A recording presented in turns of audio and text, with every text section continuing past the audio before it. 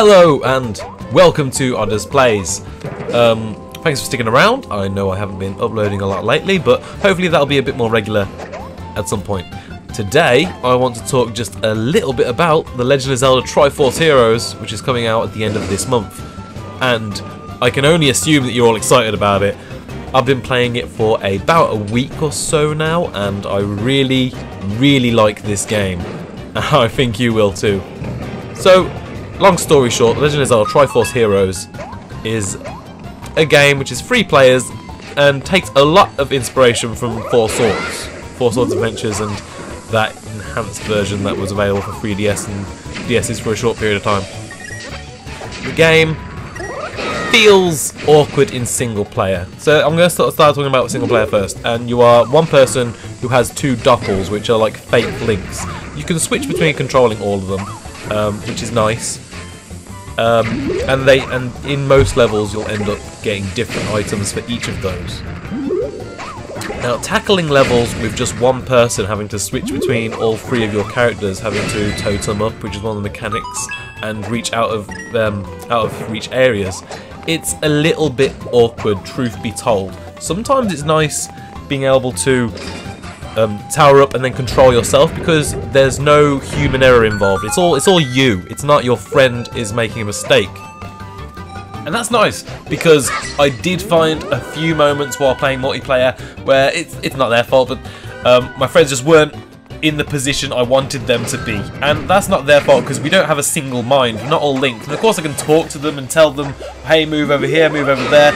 But then it just sort of devolves into me shouting at them, hey, move over here, hey, move over there. Why aren't you moving over there? Oh my god, I can't believe you just got hit. And that's not where you want the game to go. So in single player I do like that. I do like it. It's all on you. It's all your own actions. And it's up to you to get these puzzles solved. And every puzzle is balanced, so you can do it by yourself. It has a sort of time limit, so you can just do it by yourself. But that's difficult. That's definitely difficult to do. So the balancing is there, and it's all straightforward, or as straightforward as possible. So that's always good.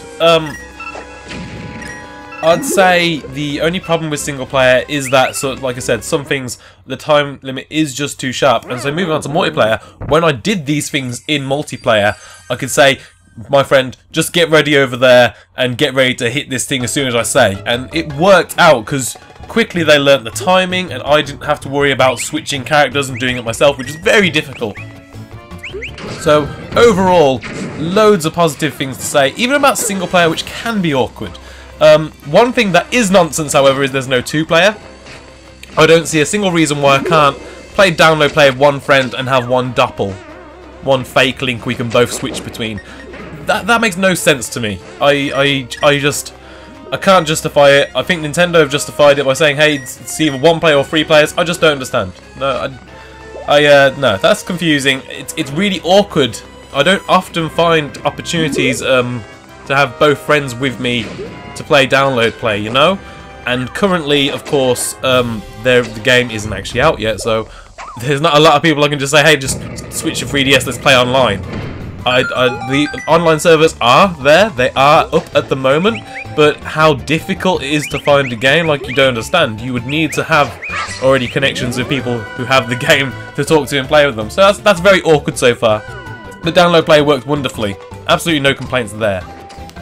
I haven't played online yet, as I've said, but I could imagine it being somewhat awkward without voice chat, because like I said, I've only played download play, and I've been able to shout orders at my friends. In online, you have sort of emotes that you can use to celebrate, or say totem up, or item, or something along those lines, but I don't think it's clear enough unless the other people you're playing with are experienced Zelda players. My friends aren't necessarily experienced, even though they've played a few Zelda games, and therefore just a couple of the puzzles, they're not used to the idea of it, or it's just a bit new to them, so they're not figuring it out straight away, which is fine.